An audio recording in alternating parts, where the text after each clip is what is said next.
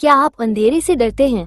अगर नहीं, तो इस वीरान हवेली में एक रात बिताइए, जहां दीवारें फुसफुसाती हैं, परछाइयां चलती हैं और हर कोने में छुपा है एक भयानक रहस्य। कहीं न कहीं बात हिंदी हॉरर स्टोरी। क्या आप मेरे साथ इस वीरान हवेली में रात बिताने की हिम्मत रखते हैं? क्या आप तैयार हैं उस सच्चाई का सामना करने के लिए जो सदियों से अंधेरे में दबी हुई है?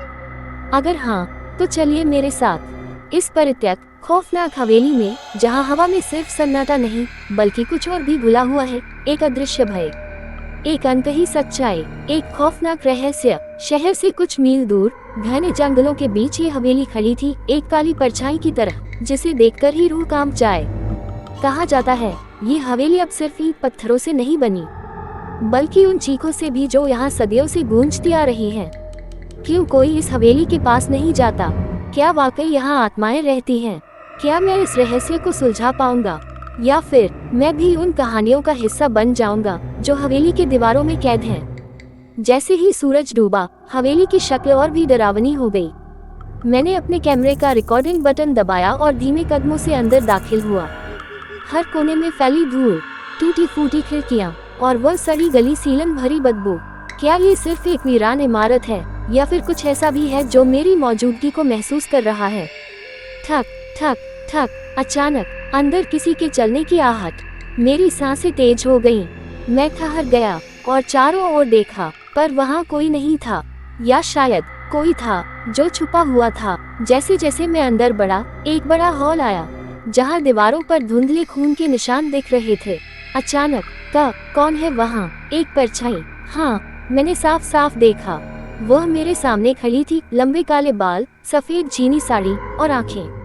ओह भगवान, क्या मैंने सच में एक आत्मा देख ली? हाँ, कोई डरावनी हंसी। यह आवाज मेरे ठीक पीछे से आ रही थी। मैं जैसे ही पलटा, एक जोरदार झटका महसूस हुआ। किसी ने मुझे पीछे खींचा।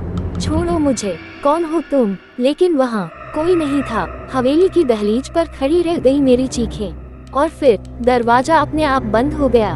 अब मैं यहाँ फंस चुका था, इस मौत के जाल में। अब हर ओर से सिर्फ आवाजें आ रही थी। भाग जाओ, यहाँ से चले जाओ, तुम अब नहीं बचोगे। मेरी टॉर्च की रोशनी झपकने लगी, दीवारों पर अजीब साए दौड़ने लगे, और अचानक मेरे सामने वही औरत खड़ी थी। उसकी आंखें सीधी मेरी आत्मा में झांक रही थीं। तुम कौन हो? तू यहाँ नहीं बच पाएगा। और अगले ही पल मेरी चीख हवेली की दीवारों में गूंज उठी। सुबह जब लोगों ने हवेली के दरवाजे खोले, उन्हें सिर्फ मेरा कैमरा मिला, और उसमें रिकॉर्ड थी एक ऐसी चीख जो इंसानों की नहीं थी। क्या मैं कभी वापस आया, या फिर मैं अब भी उसी हवेली में हूँ हमेशा के लिए? सुबह के सूरज ने हवेली को रोशन कर दिया था, मगर अंदर का अंधेरा पहले से भी गहरा लग रहा था। गांव वालों को सिर्फ मेरा कैमरा मिला, लेकिन मैं कहीं नहीं था। क्या वह भूतनी मुझे अपने साथ ले गई? गांव के एक बुजुर्ग ने कैमरा उठाया। उसमें आखिरी रिकॉर्डिंग थी, मेरी चीखें, दरवाजे का बंद होना और फिर एक लंबा सन्नाटा। लेकिन जैसे ही उन्होंने कैमरे को बंद करने की कोशिश की, स्क्रीन अचानक झिलमिला उठी। हाँ, वही डरावनी हंसी हवेली के अंदर से फिर गूंज उठी। गांव वाले डर के मारे पीछे हट गए। ये कैमरा शापित है, एक आदमी चिल्लाया। नहीं, ये सिर्फ कैमरा नहीं, इसमें कुछ कैद हो चुका है। मैं कहाँ हूँ? मेरी आंखें खुली, मगर यह जगह तो अंधेरे का एक गहरा कुआं लग रही थी। चारों तरफ सिर्फ साए थे, कुछ हिल रहे थे, कुछ फुसफुसा रहे थे, और कुछ मेरी ओर बढ़ रहे थे। नहीं, मुझे बाहर निकलना है। मैं भागने की कोशिश करने लगा, लेकिन हर कदम पर हवेली की दीवारें और संतरी हो रही थी, जैसे वो मुझे खुद के अंदर समेट लेना चाहती हूँ। और फिर मेरे सामने वही औरत खड़ी थी। अब तू हमारा हिस्सा है। गांव में अजीब घटनाएं होने लगी। रात के समय हवेली से डरावनी आवाजें आती, गांव वालों के दरवाजे खुद ब खुद खुल जाते, और कभी कभी तो किसी अदृश्य ताकत के चलते लोग हवा में उछल जाते। गांव के पुजारी को बुलाया गया। यह आत्माएं अब शांत नहीं होंगी, तो क्या किया जाए? गांव के सरपंच ने पूछा। पुजारी ने गहरी सांस ली और बोला, इस हवेली को नष्ट करना होगा। पूरे गांव ने मिलकर हवेली के चारों ओर आग लगा दी। लपटें हवेली को घेरने लगी, मगर तभी आग बुझ रही है। ये कैसे संभव है? तेज हवाएं चलने लगी, हवेली से निकलती आत्माएं गगनभेदी चीखें मारने लगी, और फिर एक जोरदार धमाका हुआ। बचो। गांव के लोग इधर उधर भागे, लेकिन जैसे ही धुआं हटा, हवेली वैसी की वैसी खड़ी थी। ये कैसी शक्ति है, पुजारी ने कांपते हुए कहा। और फिर हवेली के दरवाजे खुद ब खुद खुले और वहाँ कोई खड़ा था। नहीं, वो मैं था, लेकिन अब मैं इंसान नहीं रहा था। मेरी आंखें काली पड़ चुकी थी, मेरा शरीर हवा में तैर रहा था और मेरे होठों पर एक अजीब मुस्कान थी। अब ये हवेली सिर्फ मेरी नहीं, बल्कि पूरे गांव की कब्रगाह बनेगी। आज भी जब रात गहराती है, हवेली से अजीब रोशनी दिखती है। लोगों का कहना है वहाँ अब भी किसी की परछाई चलती है। कोई कहता है वह मैं हूँ, कोई कहता है वह भूतनी है। मगर सच क्या है? क्या तुम ये जानने के लिए उस हवेली में रात बिताने की हिम्मत करोगे? वह रात बीत चुकी थी, मगर हवेली का आतंक नहीं। गांव में हर रात कोई ना कोई अजीब घटना घट रही थी और अब लोगों की मौत भी होने लगी थी। ये हवेली हमें एक एक करके मार डालेगी। गांव के बुजुर्गों ने फैसला किया कि अब कोई इस हवेली के आसपास भी नहीं जाएगा। मगर एक रात एक साहसी युवक जिसका नाम अर्जुन था, उसने तय किया कि वह इस हवेली के रहस्य से पर्दा उठाएगा।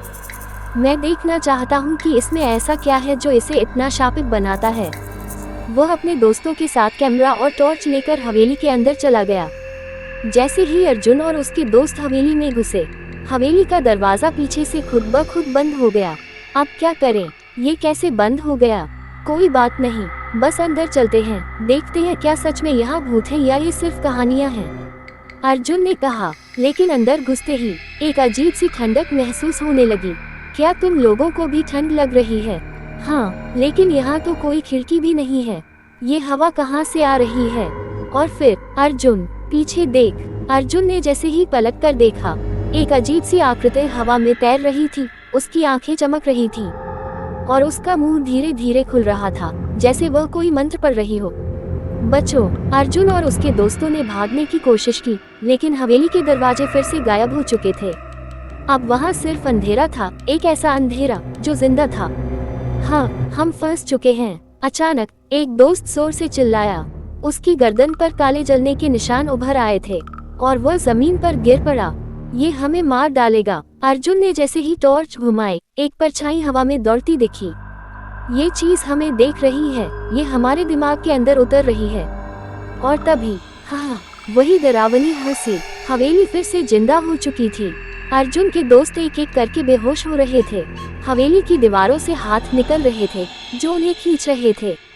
अर्जुन ने अपनी आखिरी ताकत लगाकर कैमरा ऑन किया और चिल्लाया, अगर कोई यह वीडियो देख रहा है तो प्लीज यहाँ मत आना। और फिर ब्लैकआउट।